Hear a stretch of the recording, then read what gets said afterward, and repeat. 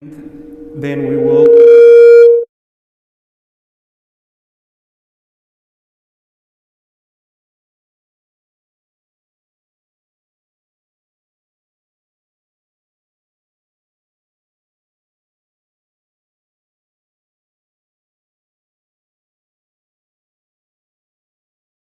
because we have several plant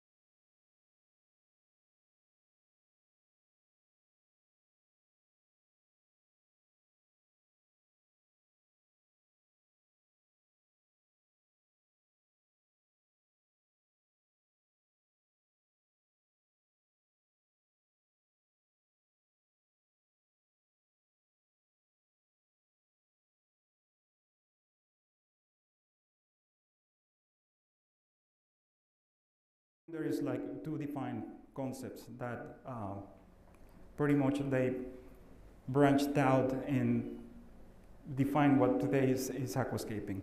The use of driftwood or the use of rocks. Iwagumi and ryoboku.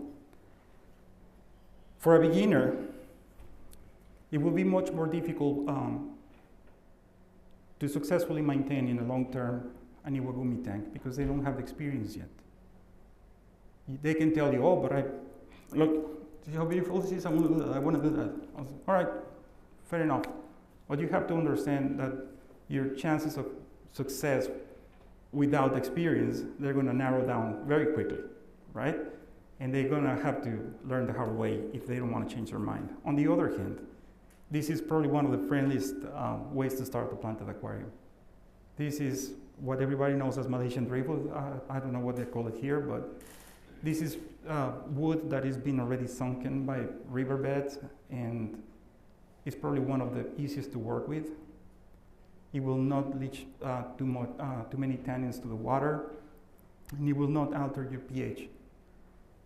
The choice for the rocks we're using is lava stone, which is also inert. And it's what I will use to anchor the driftwood where it is. It's probably like one of the less buoyant wood you will ever find. Most others, azalea, the root of azalea that is becoming very popular lately, what happens when you put it underwater? It will get covered with fungus and it will look horrible for a good period of time until it just clears out and then start turning into dark color that everybody wants. So this is a good approach for a beginner. We're going to focus on teaching a beginner how to bring up a very simple concept of a nature aquarium style based on the most basic ratios that were established by Mr. Amano. And it was a 2-to-1, a concave, or a triangular design. It's as simple as it gets. The whole idea is working on a rectangular shape and use 2-to-1 ratio, avoiding using the center, to have two structures that one is heavier than the opposite. And then you construct around it. You leave a negative space that it will take your eyes off that space, and it will actually create a more balanced design. The rule of thirds, like most of the time, you're going to have to break your aquariums into 1/3, 2/3, and the same goes for side to side. And it's also very important to understand this, because I'm going to go back to the lighting here briefly. You have to think of what you're doing. If you want to have a tank that is going to be planted foreground, middle ground, background, you're going to have to use a lamp that is going to generate enough power and Kelvin temperature to make the plants grow. So the easy way to understand this, if you want to see it in lumens, is to have on the first third 10 to 20 lumens, 20 to 30, and 30 to 40 on the top. That will pretty much allow you to grow anything you want. If you have a power reader, you want to make sure that the light you're getting is going to give you 50 on the bottom, 100 in the center, and 150 to 200 on the top. And that will allow your plants to gain that red color and look beautiful the way you want them. That being said, let's move on to starting this planted tank. So I have the pipes here, as you can see them, on the side, and the CO2 placed on the opposite side. And there's a good reason why. Circulation of a planted tank is very important. We're going to cover a little bit of filtration here. And the reason why I have a place here is because when you have the spout coming out on the side, the water will shoot straight down to where the CO2 is being positioned. And it will pick up the tiny bubbles that are coming out from the diffuser, and it will make it go round and round. If you were to sprinkle a little bit of equilibrium where the spout is shooting the water out, you will actually see it circulate around the tank. So by having ideal circulation, you will make sure that not only the CO2 is distributed properly, but also the fertilizers as well. One trick that I learned over the years, sometimes you have to actually even swap it. Because when we use diffusers, unfortunately, most people forget that they need to be serviced. My suggestion, if you want to do this professionally, is to always have a set of two and advise your customers to do the same. When you have two diffusers, and roughly once the tank is established, you do weekly water changes. And we all know this. We have to do every 7 to 10 days water changes. Go ahead and lower your water level, pull out the diffuser that is already building up algae, and swap it for a fresh one. A 30% bleach, 70% water, you just dump it in there if it's glass made and leave it like that overnight. Rinse it thoroughly the next day and let it dry, and it's good for the next water change. Easy does it. The trick with diffusion is that you want to have consistent size of the bubbles.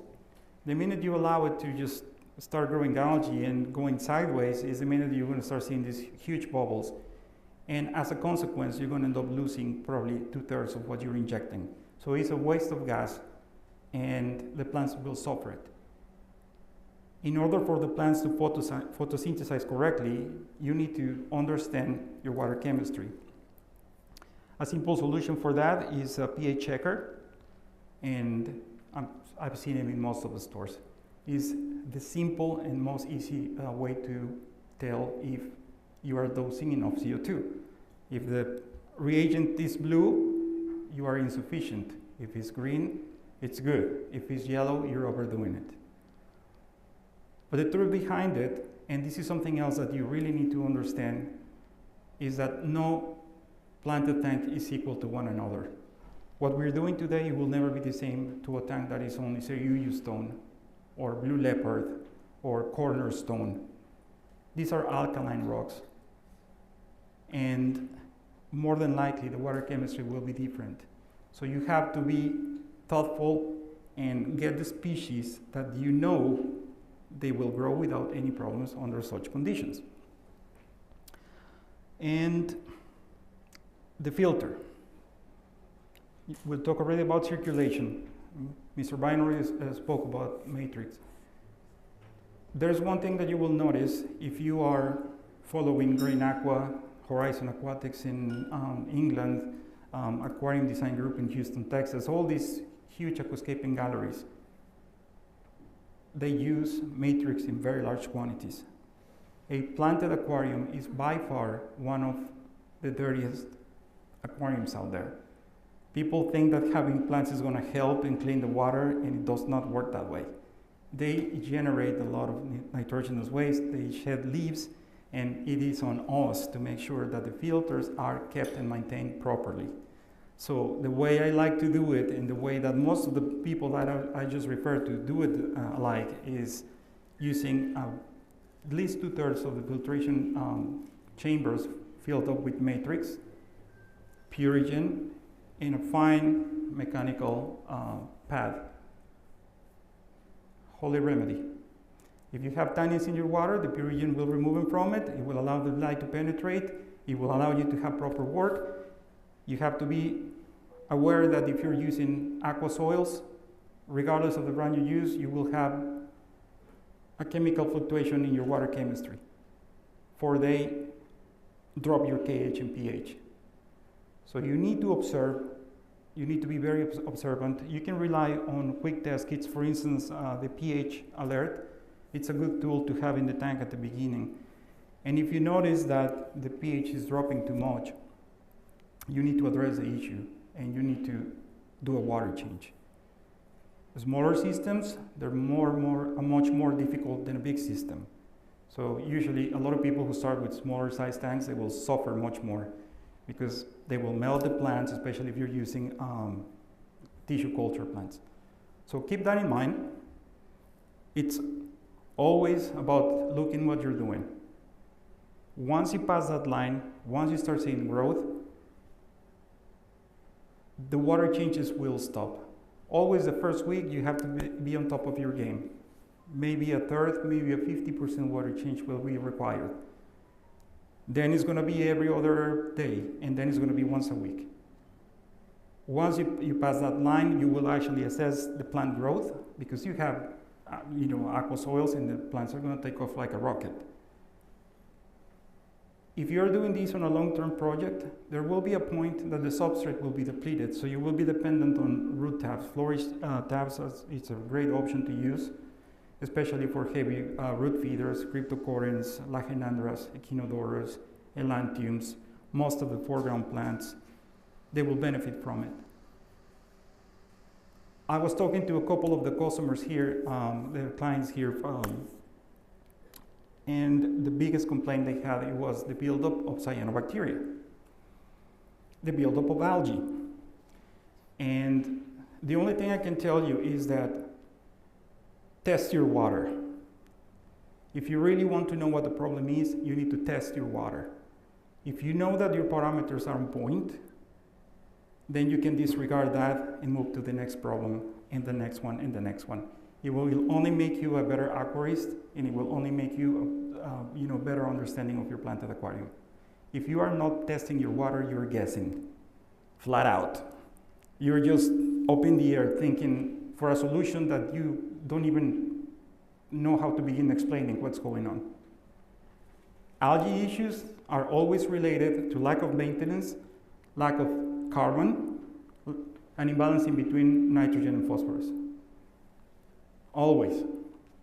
If you have too much nitrogen and your phosphorus is insufficient, it's a recipe for disaster. You will start seeing algae growing. If your temperature is too high, the plants will metabolize much more faster, and more than likely, even though you're dosing macroelements, if you were to conduct testings, you will probably find that, oh wow, I just dosed 5 ml of phosphorus this morning, but by the end of the day, they're not there anymore. So always keep an eye on it. Algae can actually tell you what's going on.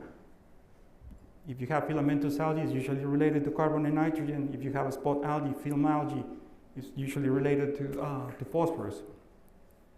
If you have all kinds of algae, that usually means that you are overlighting. The period is, the photo period is too long. Your temperature is probably more than likely high, and you're underdosing. The plants respond to light, CO2, and nutrients.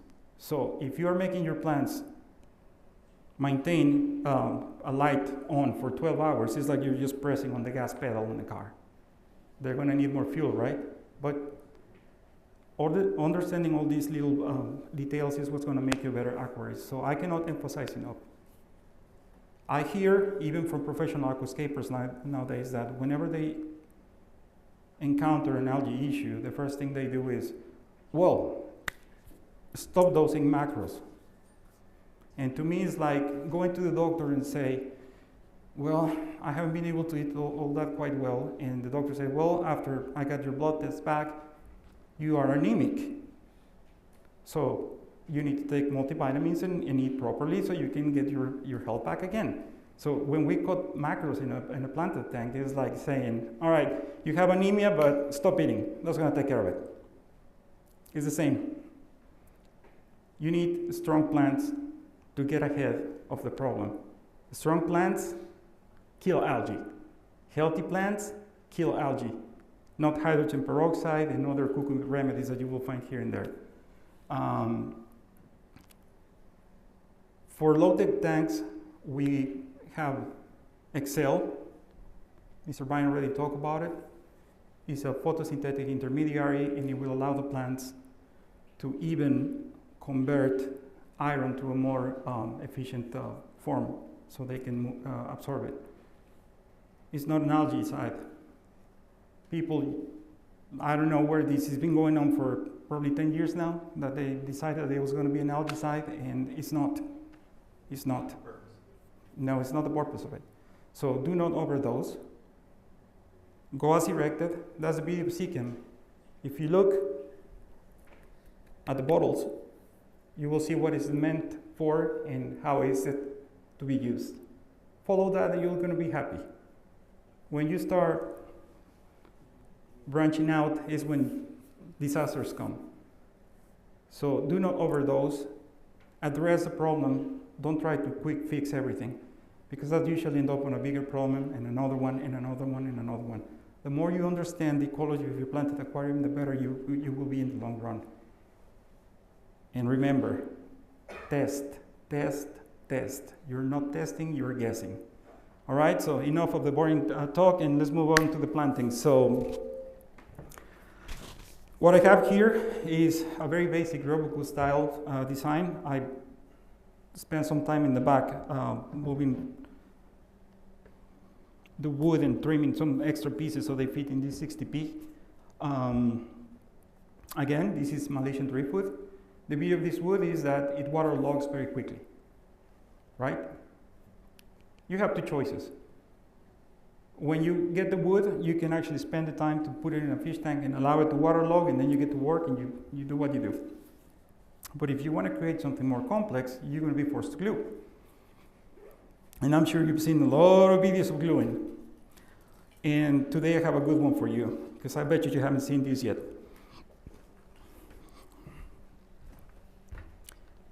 Just like any other aquascaper, I'm going to use cyanocrylate, but this time I'm going to use it in gel form. And I'm going to use this. This is a catalyzer or an accelerator. And by doing so, it's going to prevent me from having toxic fumes coming up to my face. It's, having to wear a mask to protect me, and it will set in a couple seconds. So you can take pictures after we're done. I'm pretty sure that you can find a catalyzer here too. You just need to look for the right place where to buy it. And the benefit of using the gel is that it does not run. So you don't have to be stuffing cigarette butts or paper towels or God knows what else. I've done all that. So when I came across this, I was like, where have you been all my life? And it was sitting on a shelf in the store all along. All right, so I'm going to put some gloves on. Always when you use cyanocrylate, put gloves on, because you don't want fingers glued together. And we're going to use some lava rock. So I'll push this forward a little bit.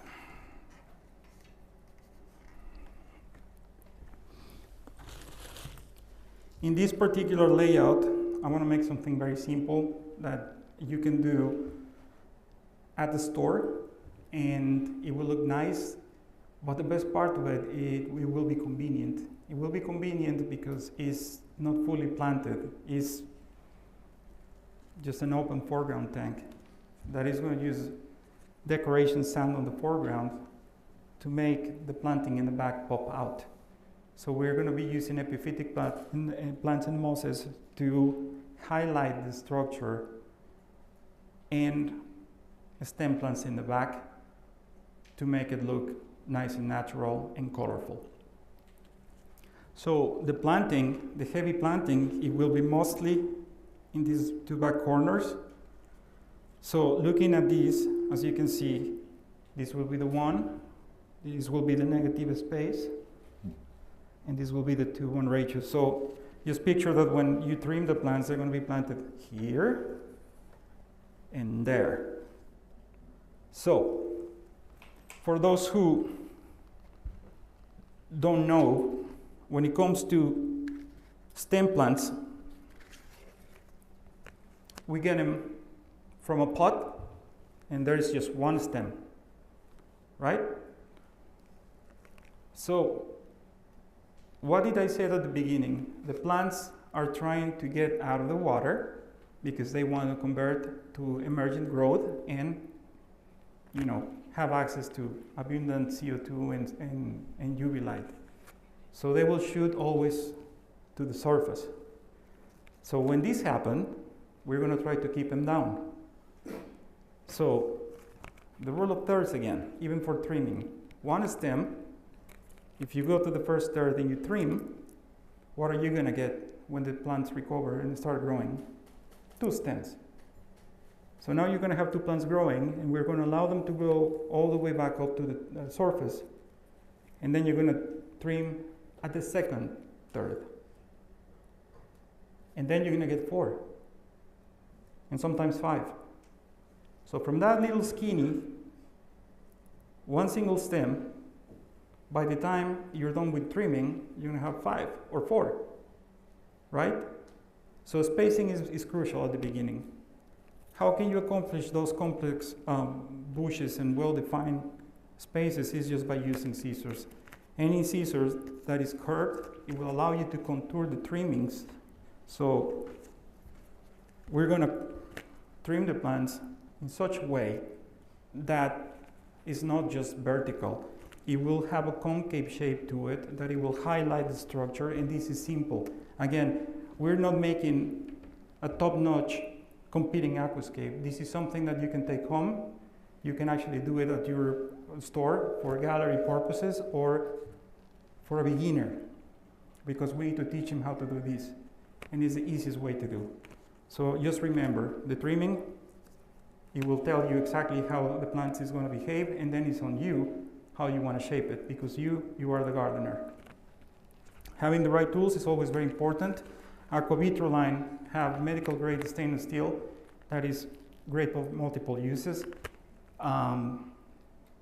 Aquascapers, they're as finicky as they come, so you will find curved scissors, straight scissors, double curved scissors. We have them all. The same goes for the tweezers. You like them a little more stiff, you like them needle tip, we have them all. 45-degree angle, why not?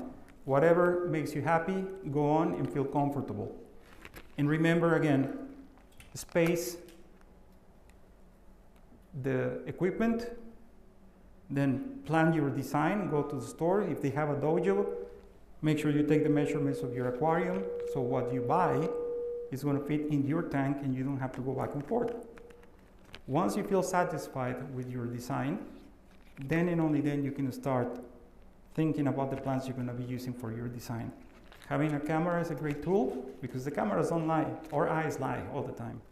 So have the camera dead center and take photographs of your layouts as you are making them, because what you gain from there is the actual look of the tank, especially if you are competing. Then fall into all the techniques and all the stuff that you want to learn about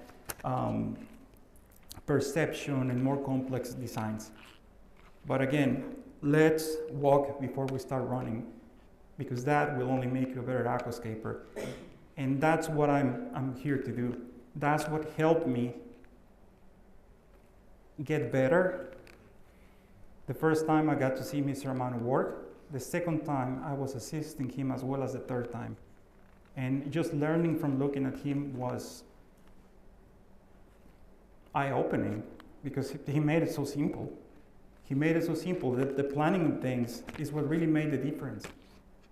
And how far you want to take it is on you.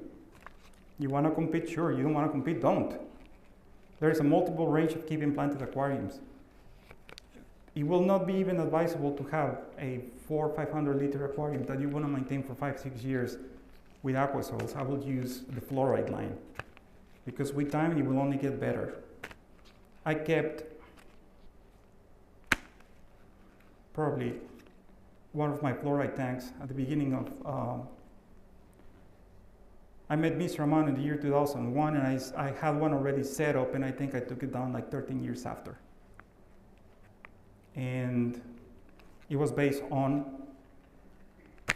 having the right illumination, proper CO2, and it lasted forever. Not everybody wants to aquascape.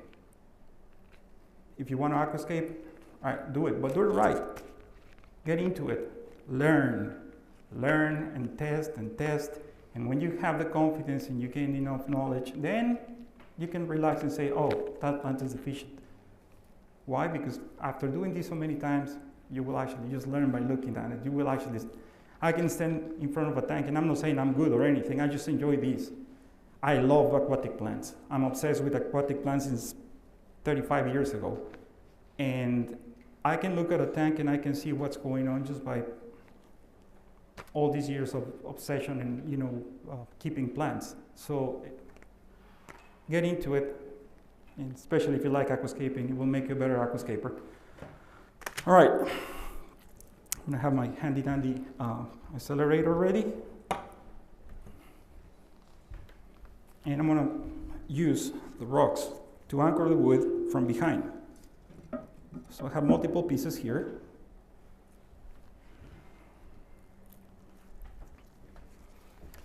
And I'm gonna look for something that is dense enough to keep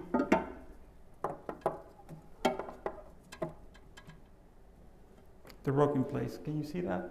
No. Can you, oh, you see in the, okay. Look at the rocks. Just remember that you're going to be planting in the back, right? So always put in the side that is tilting towards the front and use it as a wedge. It will stable your structure and it will give you enough space to plant without restriction. So I have one set already there. This one we're going to change, but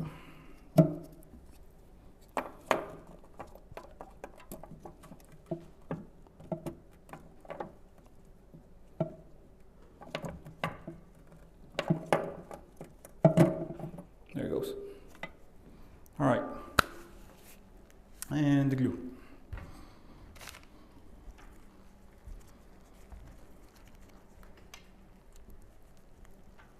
Yeah, I've been talking to most of my friends that they still compete, and when they see this, they get so happy. This is not the one.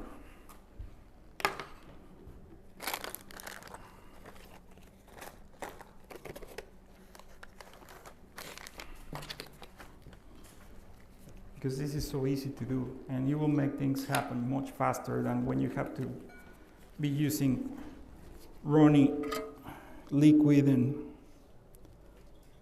who here is an aquascaper that is competing actively? Anyone here? Anyone competing here? No?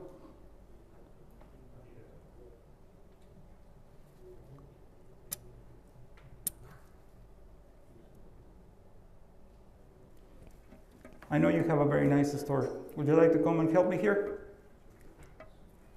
I want you to look at something. If you don't mind, please come to the front.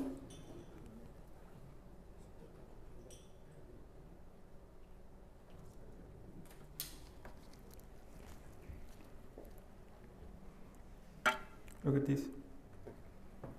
It doesn't go anywhere. Yeah. It stays there. Mm-hmm. You grab this. Let's give it 10 seconds. Yeah. And it's done.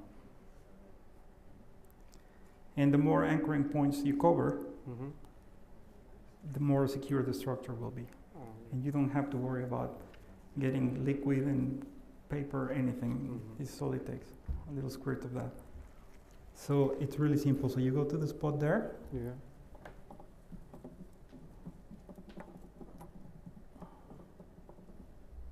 There. Just spray.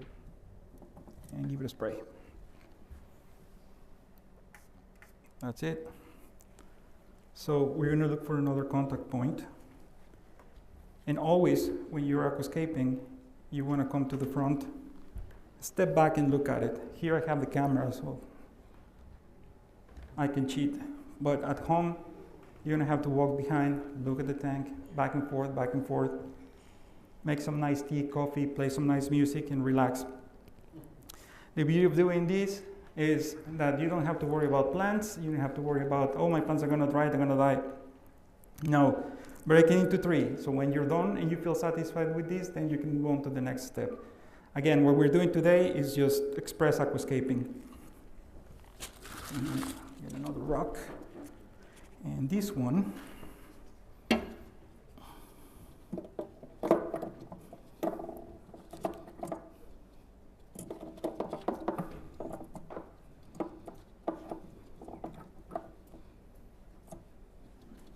there. So we're going to put it here this time.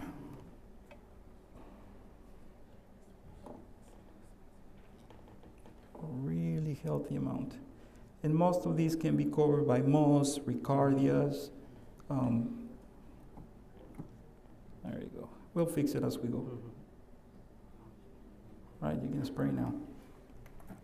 We'll fix it. Don't worry about that one. I think we need an extra one there on the bottom. Then we can glue it together.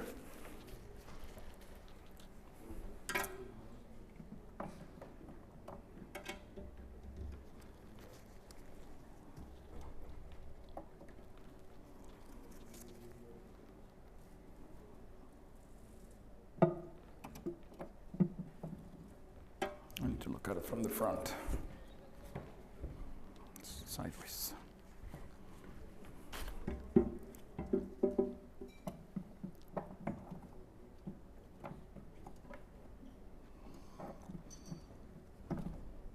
You got it? Yeah. All right, if you want to hold it there.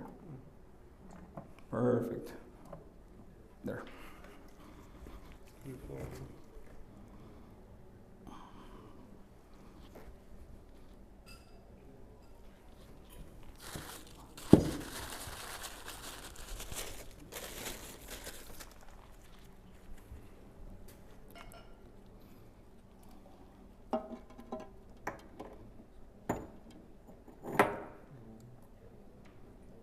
Lift it a little. There we go. And it's gonna get a little tricky. Tell you what. Let me see if I can have 2 points of contact here. Let go. There.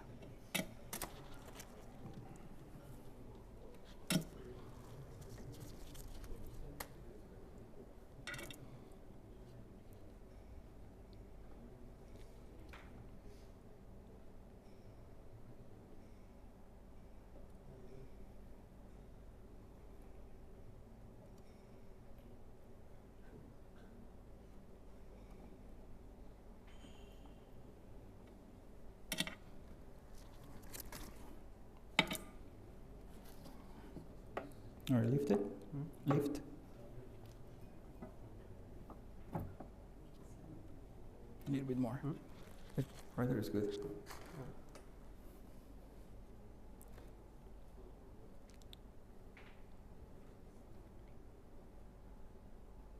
So the whole idea of doing this is I want to create a division in between the front and the back. The soil is going to be kept in the back. The foreground is going to be kept with just sand. And the reason why, and I remember that Mr. Amano used to talk about this, is that it will be a lot easier for you to get used to a planted aquarium when you have an open area. It's very pleasant to the eye.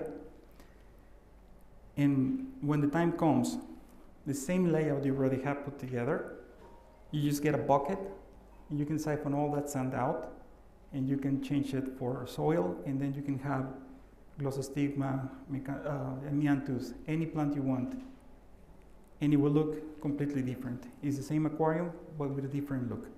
And it will test your skills of what where are you at in your aquascaping. Right. Thank you.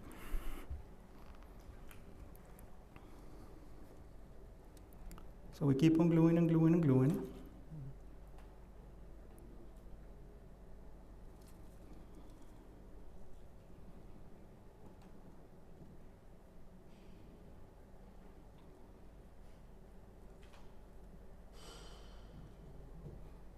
All right, if you don't mind.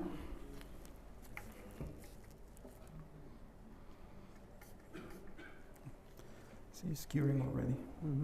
There's another one here.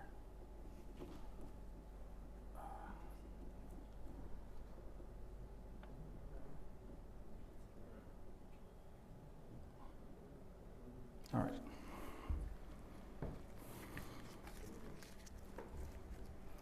So we're going to start moving to the next side now.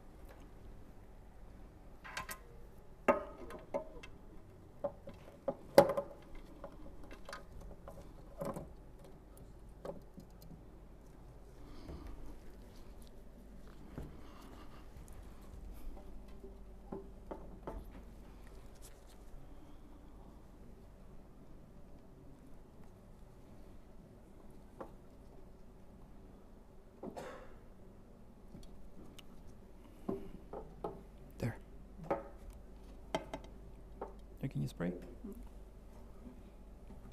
Even from the top. Rotate your hand the other way. There you go.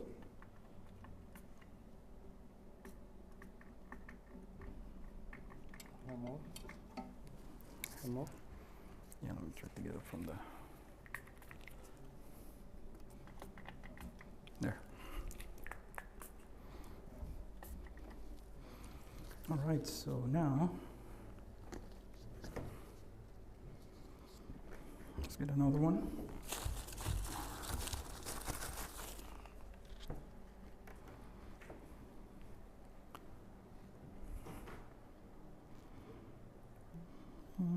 Baiting, where should I put it?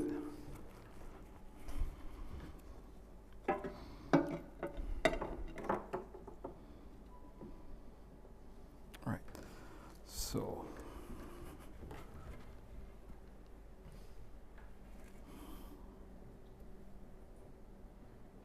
there it goes.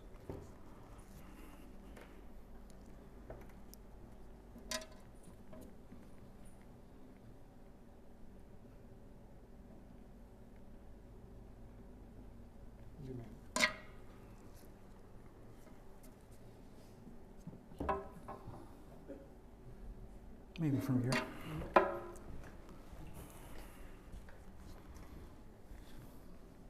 There you go.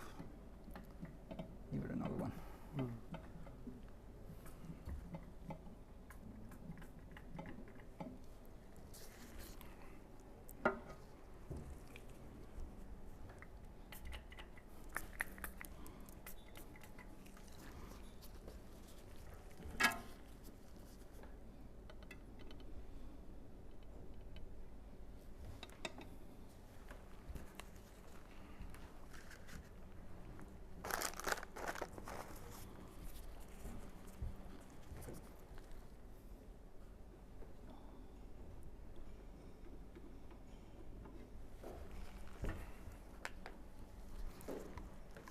Okay.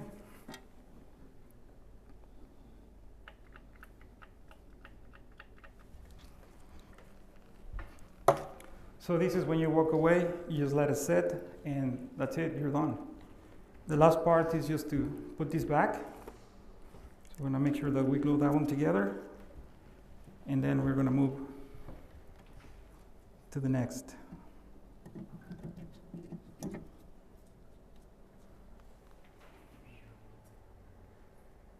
That looks decent.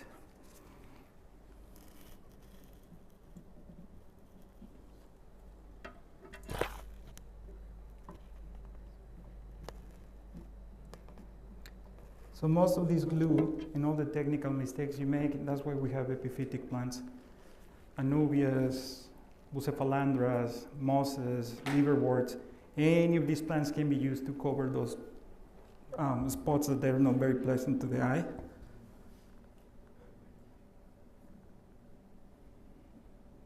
All right, so we have 1, 2, 3. Oh, thank you.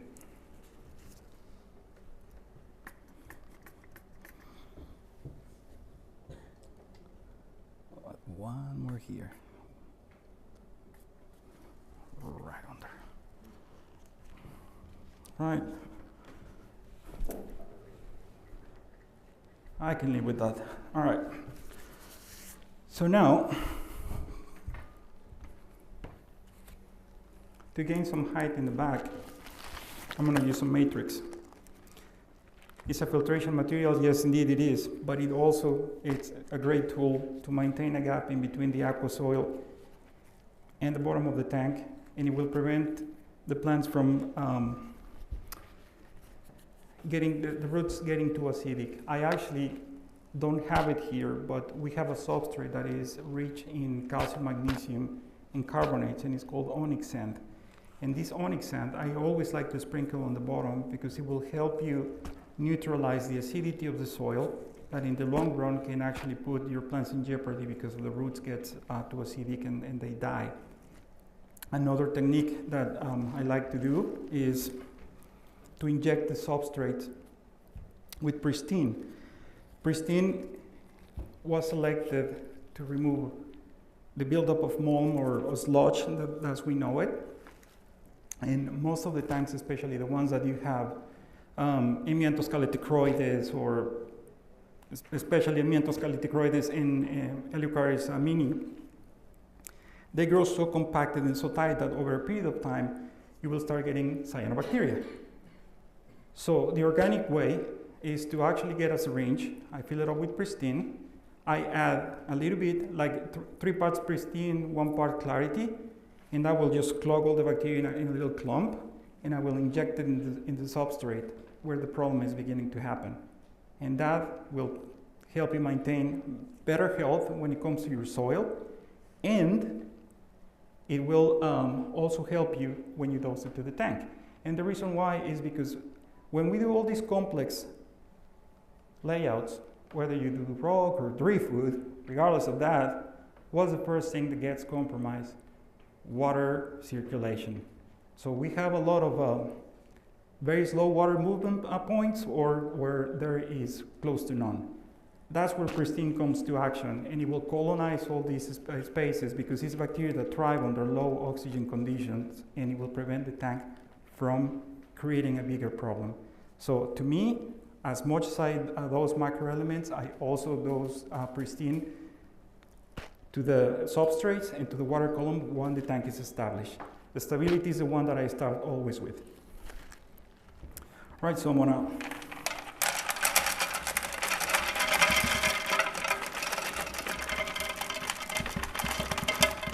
add some here.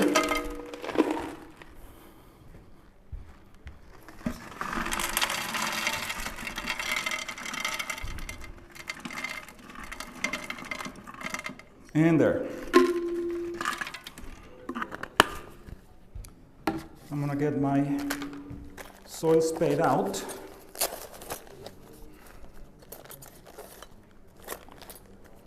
And now we're gonna go fast, guys. And I'm gonna push everything to the back as best as I can.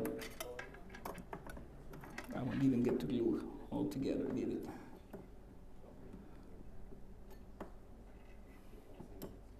But that one did, that's fine.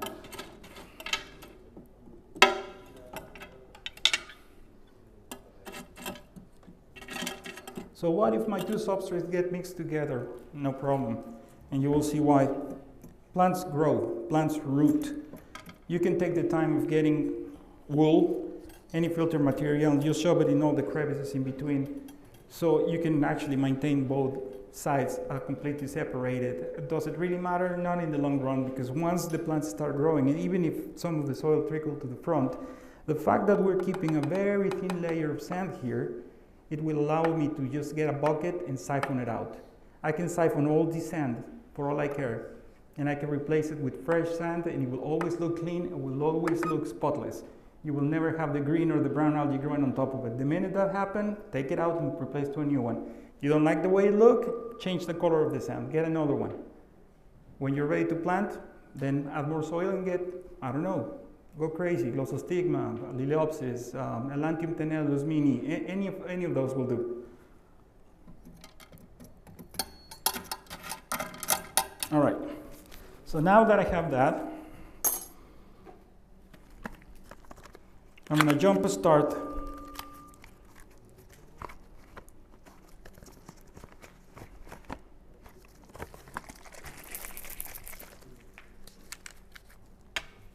taking advantage that the matrix is completely dry. Once these drops touch the matrix is going to absorb it. So it's going to inoculate my substrate with bacteria in a seed form that is going to start as the tank gets flooded, and it's going to feed from the nutrients that the soil is rendering. The excess of ammonia, all that is going to feed these bacteria. Little hole.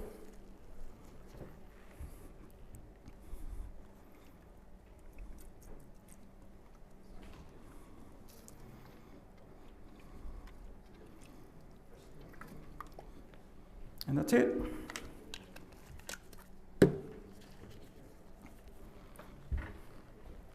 Then we're going to use Aquasolent. Aquasolum is our premium brand soil. The granulometry of it is very consistent, it's tiny, and it's perfect for aquascaping. Unlike other substrates, the spike of nutrients and ammonia is much more moderate, and it's designed to be used in conjunction with the Aquavitro line. It's a humid-based soil, it's low on dust. This we used during the last presentation and it's dry already, so I'm not going to use this one. But it's a perfect solution for somebody that is beginning, that doesn't really want to put up with the extra work that other, really rich soils give you. And it will be really easy to start a tank, a planted tank, or a shrimp tank for that matter, because it covers both lines.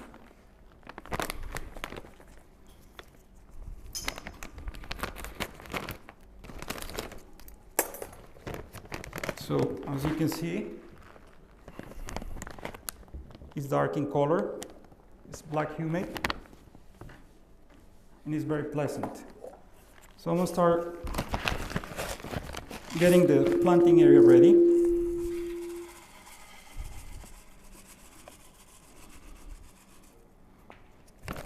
And I go little by little, so I know when to stop. If I just pour the content of the bag down, you can just add more than what I really needed at the beginning. So always against the glass, so it trickles down to the front. And the same goes for the sand. The sand, we're going to overlap the soil. So even if it covers a little bit, it's fine. Once you have the plants growing, they will actually hold down the soil from trickling to the front. And another thing that you can do, you can actually get like small pieces of lava rock and wrap them up with Ricardia, with willow moss, and just place them in the foreground so they spread nice and neat, and it will make everything look like an old forest, and it will be just a natural look. And it's easy. There's no complications. This is what you want to start with. You don't want to jump into creating something that is going to blow everybody's mind. For that, you need to be ready. Understand your planted tank, and then give it a go. And again,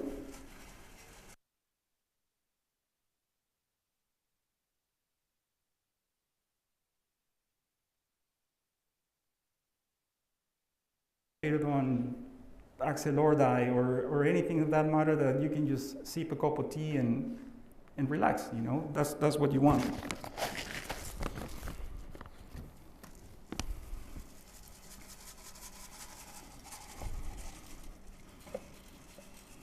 And get tools. Ideally, I usually carry like a chisel and a sledgehammer, and I use the rocks and I break them and I create smaller pieces so I can keep on covering the soil and preventing from moving forward. But today I didn't have access to that, but that doesn't mean it's not going to look nice at the end of it.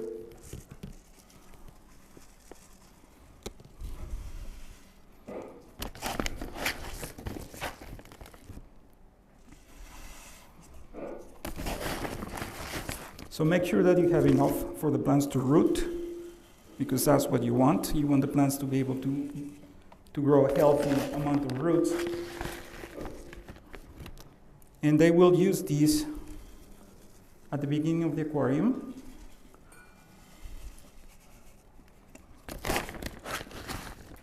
And the fact that you're not overdoing the aqua soil, it will actually allow you to have a much more relaxed beginning. If you were to just completely put 8 kilos worth of soil here, then is when you start suffering. Then is when you start like, oh my God.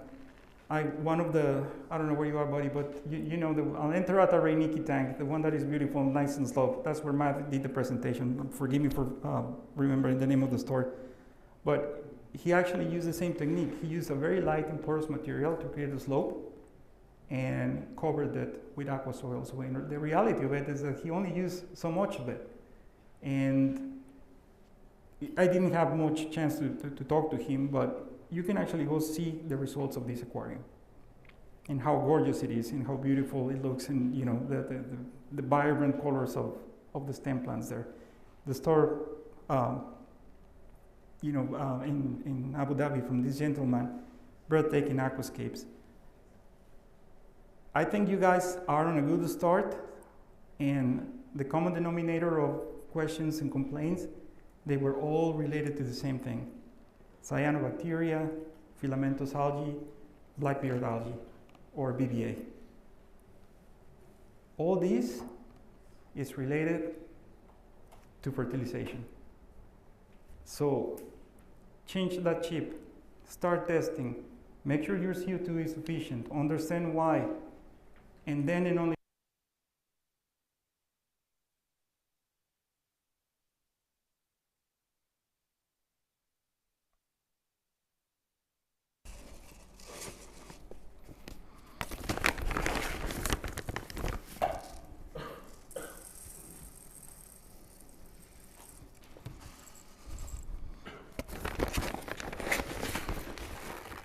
okie doke. Almost there. And as you can see, the aquascaping part has been done faster than the initial talk that I did. I mean, we're going to start moving even faster now. So if it gets messy, it doesn't bother me one bit, because the plants, again, will take off. And once they do, you don't have to worry about the mess.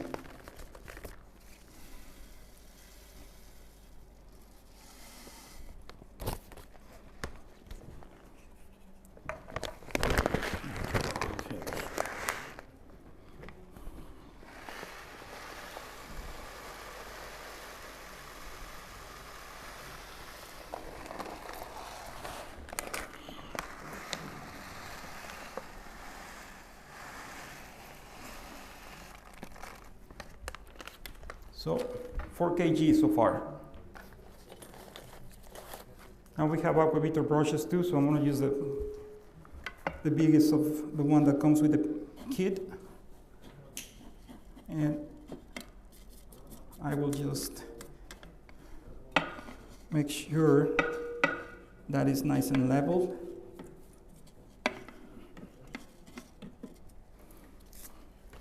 And I'm going to move to the front. And I'm going to start pushing everything under. Need a rock there.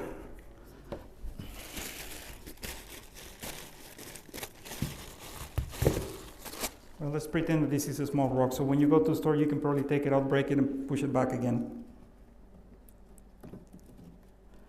Whoever takes this tank home, I believe that somebody's going to win it.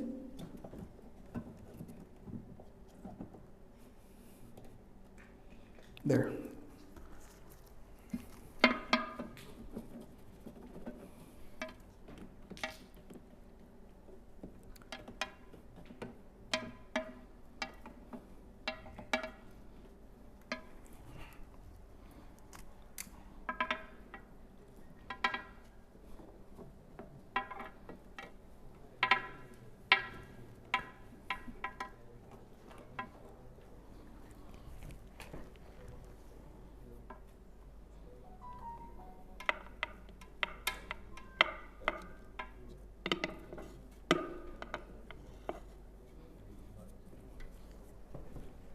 You can sit if you want. You don't have to be here anymore. Okay. Thank you. Thank you for your great help. Sand. Oh.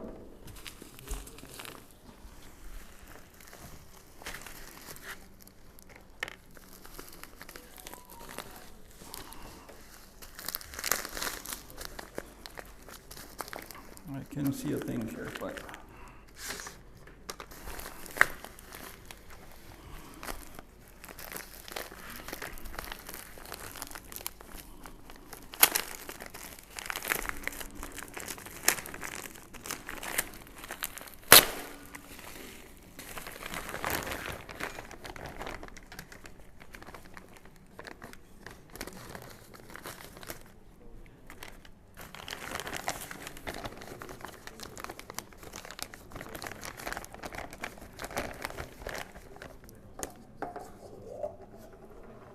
I need some help holding this down so it doesn't just hold it up, otherwise it's gonna.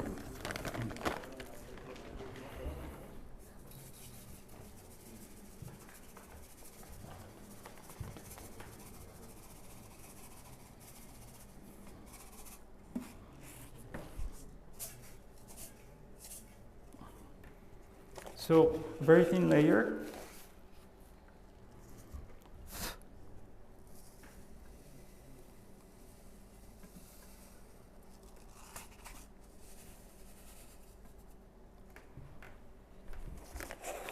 Again, whoever takes this tank home, take that one out, break it, and just make it more open there. My intention was to have that big space open there.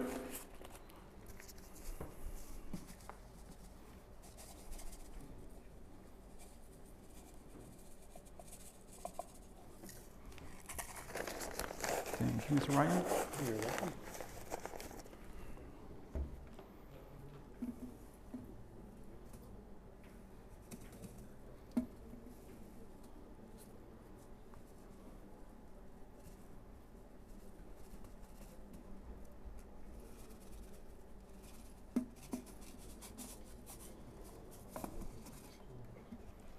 That's enough.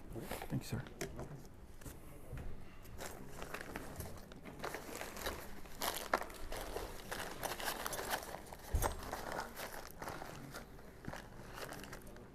Where'd my brush go?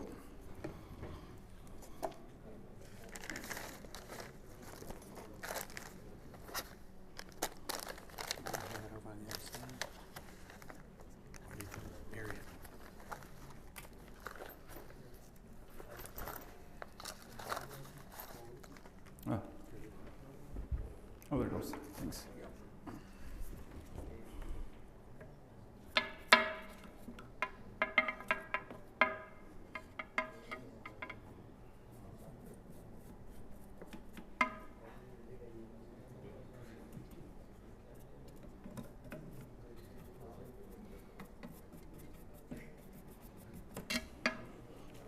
All right, so we're going to start foreground to background. So what I will do first, I'm going to make sure that my structure is humid because I'm going to start gluing plants to it. And I have two different techniques that are very popular. You already know them. You can actually glue or tie an anubias, a bucephalandra, to a rock, even a fern. And that way it will stay in place. Being an epiphytic plant, the root systems are rather primitive. They're more for anchoring. Most of the nutrition is absorbed by the leaf, so you can actually afford to just glue them to a structure and they will just grow from there. How many you add is up to you. Planting dense is always a good idea, but do keep in mind that plants grow, especially when you provide the right conditions. A lot of people think that, oh, I have an anubias, they grow slowly. When you actually have them under proper conditions, they grow quite rapidly, and the same goes for ferns, and the same goes for mosses and any other plant. So,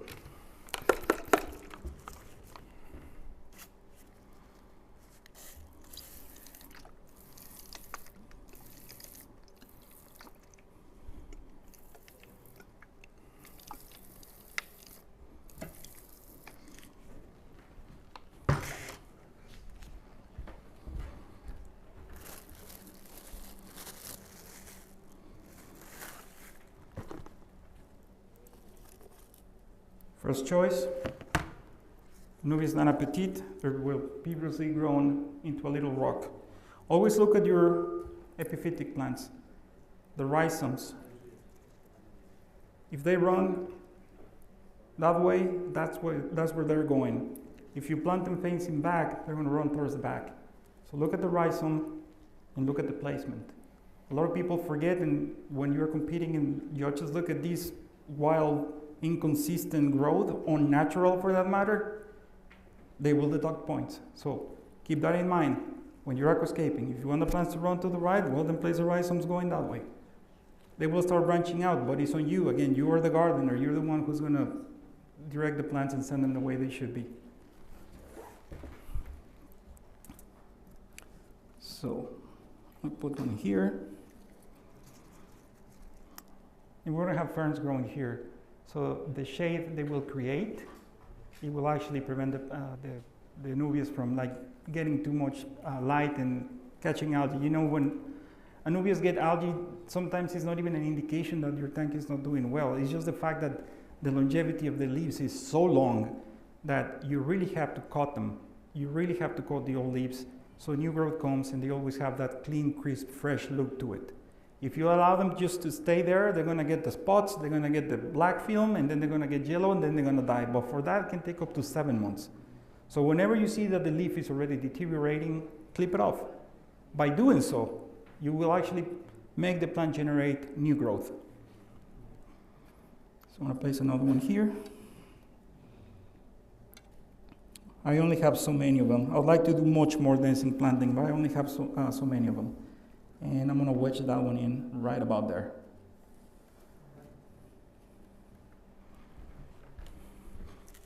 Then I have Bucephalandra species red tropica. And these, I actually would like to glue it to the wood. So I will look for like shade spaces like these. Spread it. Look at my rhizomes. Make sure they're directed in the way I want them to grow. Index on the back. A slight pressure. Hold them down with your thumb and pull out. When you have them in place, get your water. And that will set the glue. It will make it cure faster. So we go for more. I also don't have all that many, but we'll try to make do with what we have.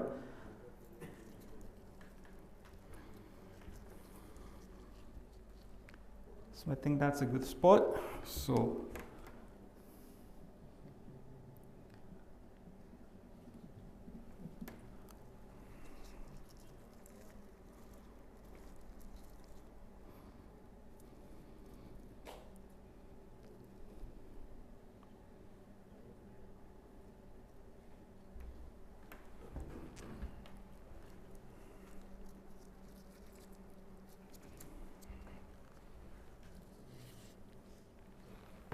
I'll go here.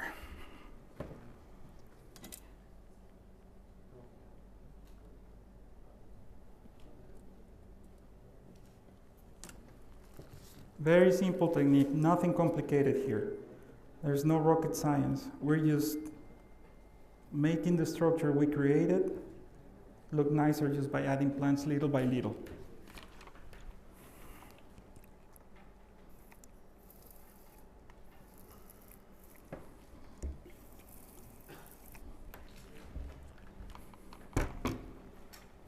Also, it's very important for you to select the plants you're going to be using. You do not want a common microsorghum growing here because it's going to look massive.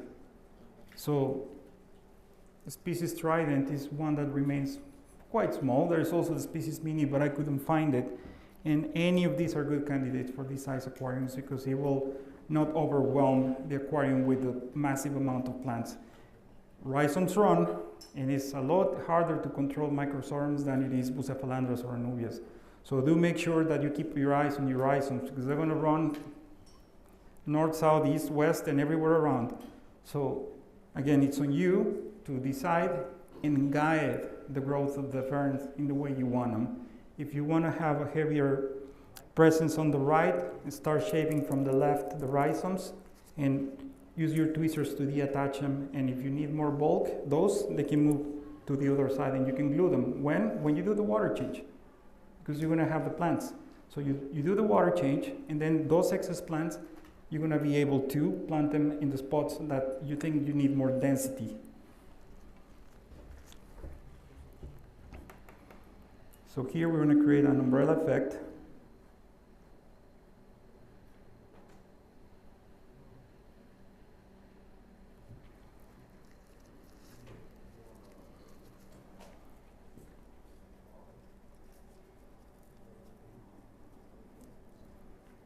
I'm going to place the microsorghum in that wedge right there.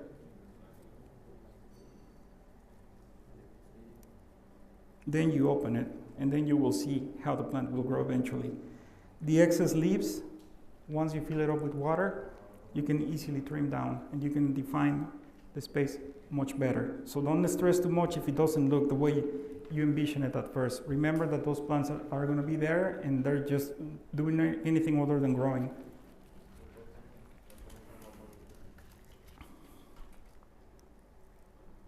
So this time I'm going to apply directly here, and I'm going to look for the spot where to place it.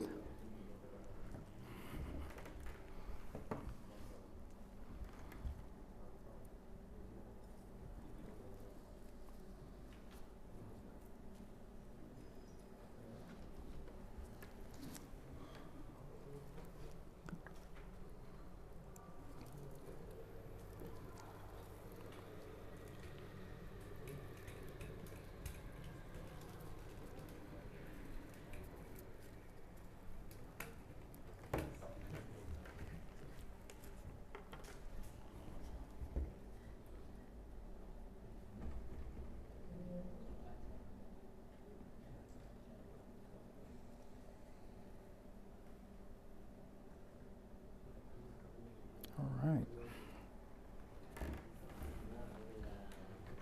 And because this is going to be the plant side that is going to have the least bulk side, I'm going to actually put the second space available, the next microsorghum. So it's going to be very close to one another. So the trick here, and actually if you look at all nature aquarium style designs by Mr. Romano, it was always to maintain the sizes of the ferns different, so they were never equal in size. So you always want to have one that is larger than the opposite.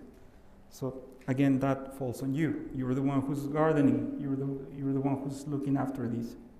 So we're going to place it right about there.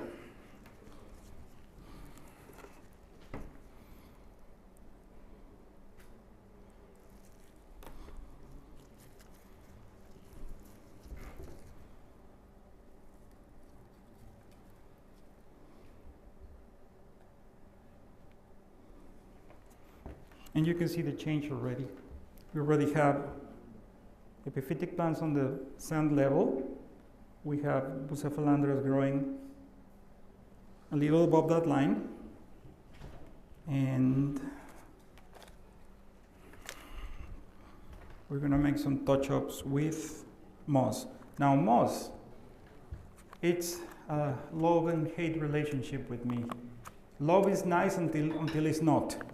If you neglect the moss, it will run under, above, beyond, out, sideways. It will just turn into a blubber of moss.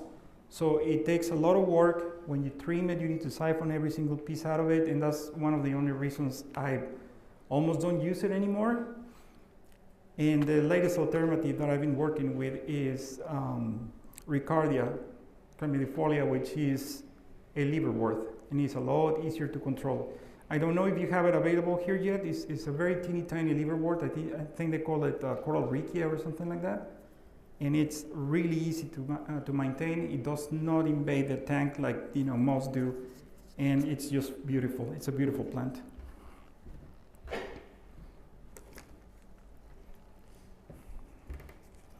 So this exposed area, I want to kind of like paint it with glue. And I previously chopped it off really finely.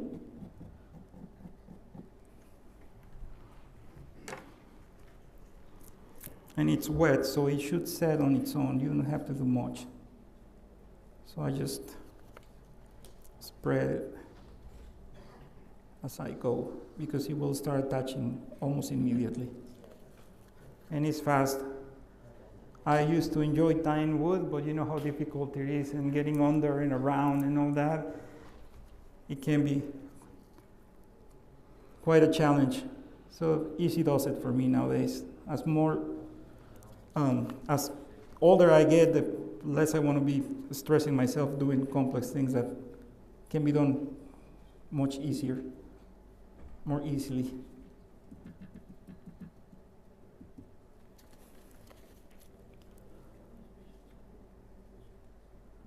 So there, it didn't take but a minute. So you just look for the points where you want the moss to grow. kind of like lightly paint the area where you want it and cover it. And just remember that a little goes a long way. Little accent here.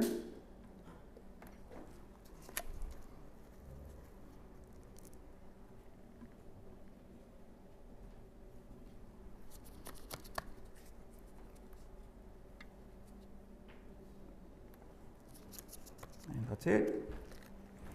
All right, now we're gonna move to the stem plants.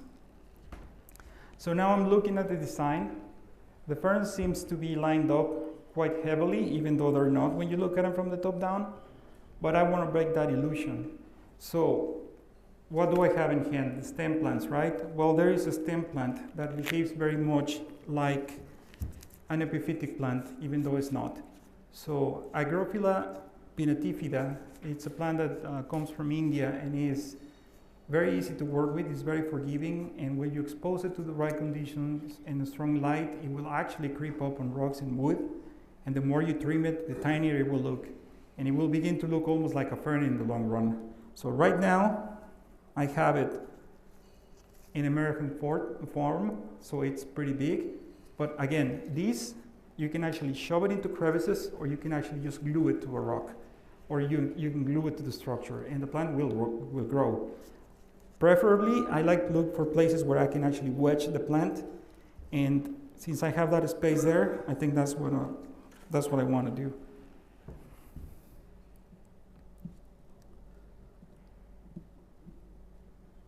So now that spot that doesn't look all that nice is going to be covered. And if you plant this correctly, the plant should run up and cover the entire wood.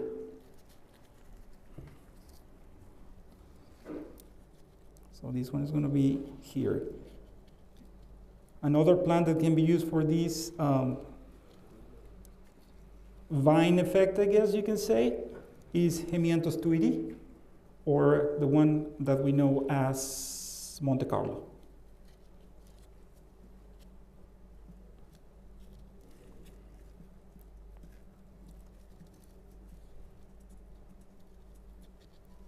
And even though it's attached to here, the roots eventually will make their way down to the soil. And they will take off just like any other stem plants, because after all, that's what they are.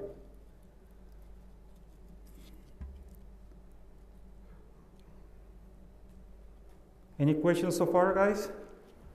I don't want to put you to sleep.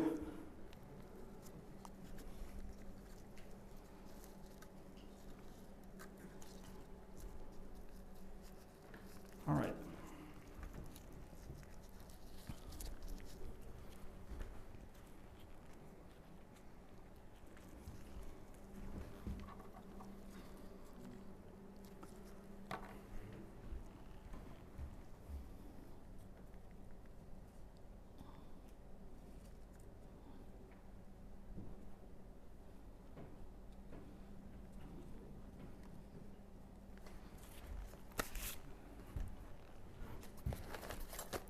So it's time to get my tweezers. I think I have enough space to plant. Yeah, I sure do. All right, that's more like it.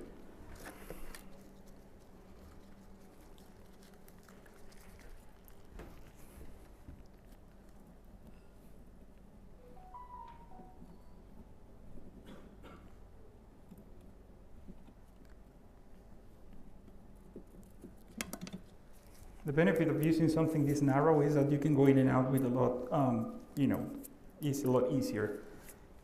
Sometimes when you're planting, the plants come out and you push them back, and they come out and push them back. So little trick is just to push them in, tap them, and it will just pull right out. All right, so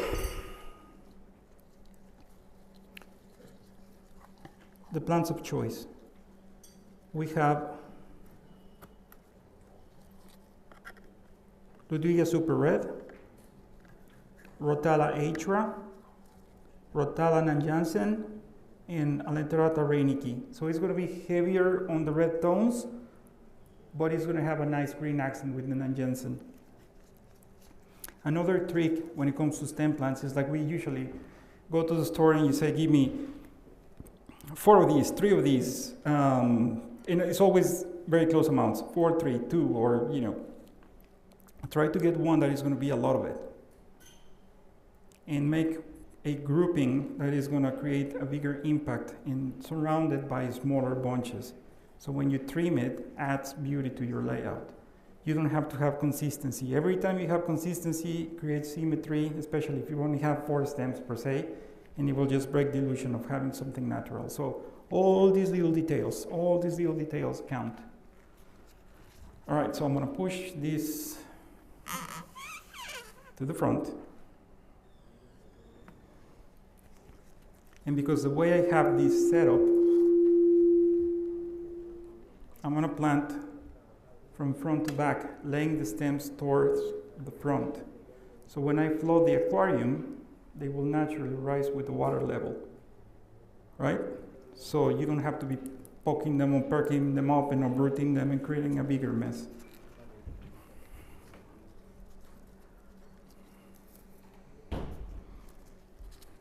So about 3 stems.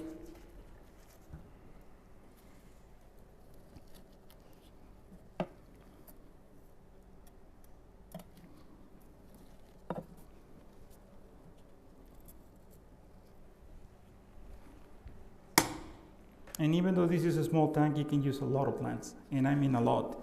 I could easily add double what you see in this tray and still have room for more.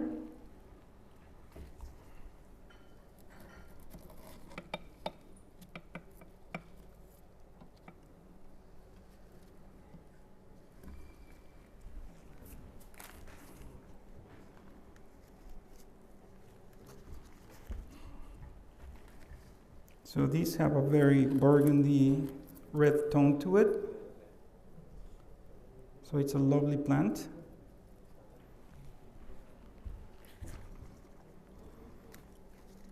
And it recovers very easy. It's great for beginners.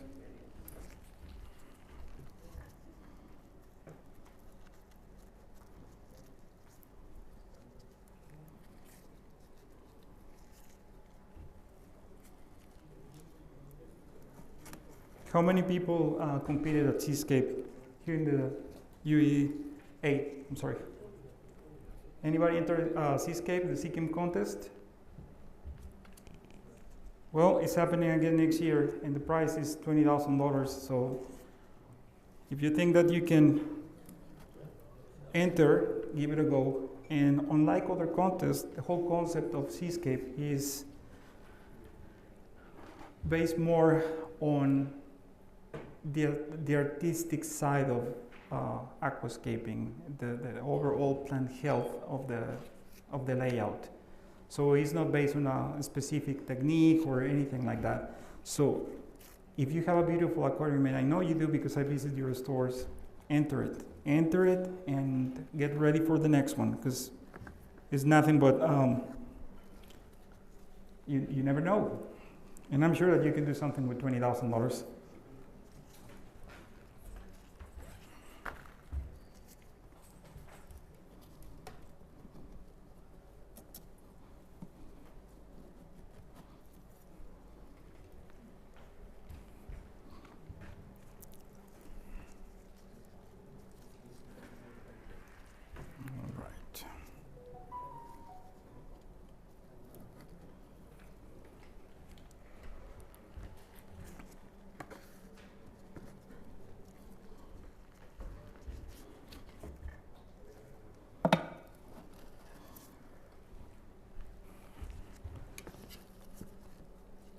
So as you can also see, the leaf shape on the sides here is going to be slightly bigger than the neighbors, and that's going to create contrast too. So if you have bigger leaves and you fade it into thinner growth here, it always looks very nice. The same goes for the opposite side. When you put something really narrow and something really big right next to it, it's kind of like, it does not look very natural. It like breaks the harmony.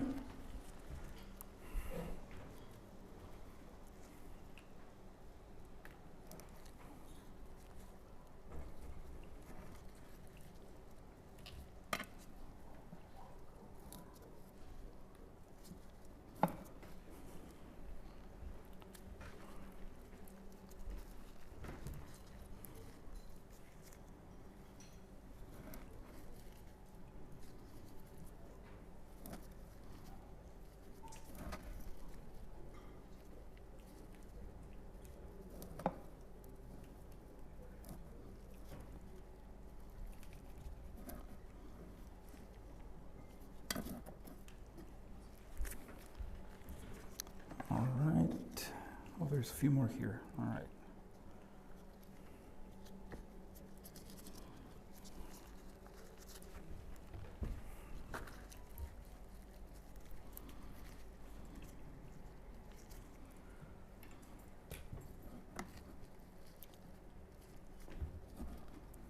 So the side with the heaviest planting is already done. Always keep a spray bottle in hand. You need to keep your plants wet, otherwise they can dehydrate and die. And then we're going to move to the other side. So we're going to use the rotalas for this tank, this side.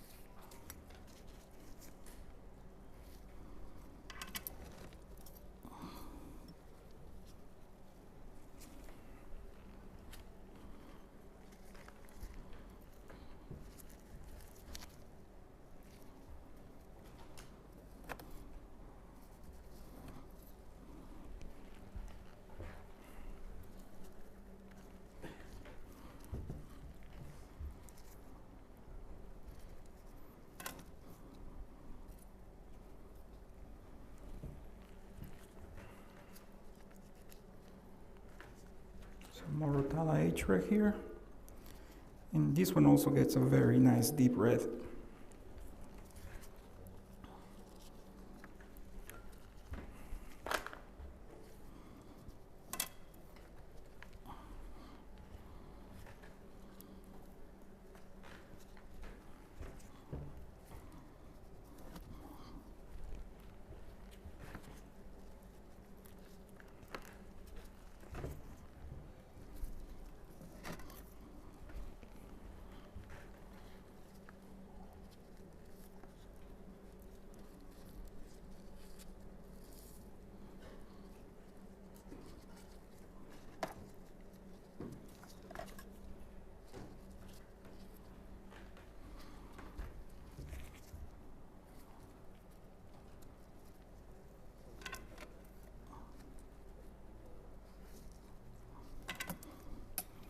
And now Nanjings in green.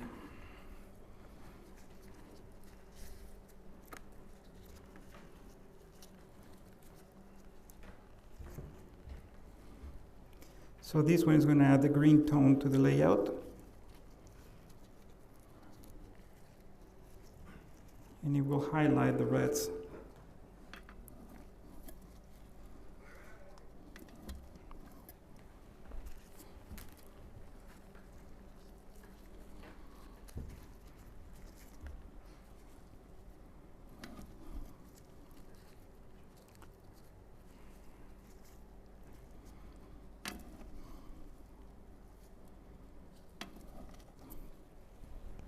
And as you can see, with this little time, we're putting together a fairly decent tank.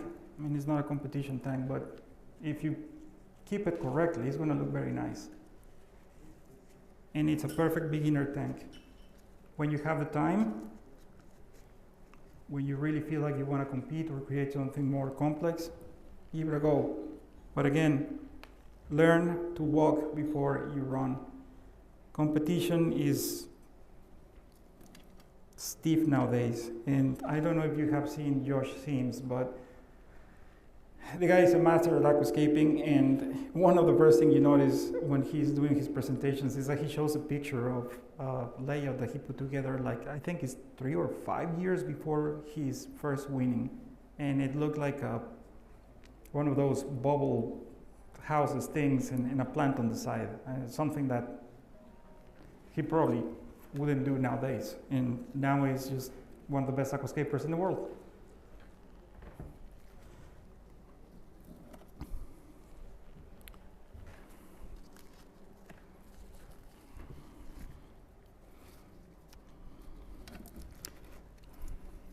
All right.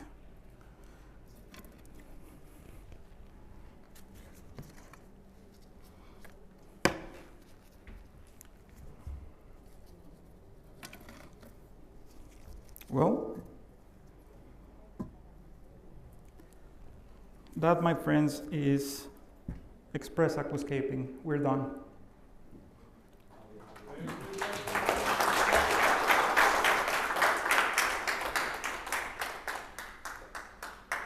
And if you have questions, please come close. We're thinking the process is done. We'll have a short break, 15 minutes, and then we'll come back. People will attack for the questions. Oh, you just whatever you want to say. That's fine. So once this is done, a short break. We'll back. Huh? Yeah. No, sorry. This name is Ludwig. Ludwiga Mini Red. Super Red, I'm sorry. This will go like blue or only the stump? The fern? Yeah.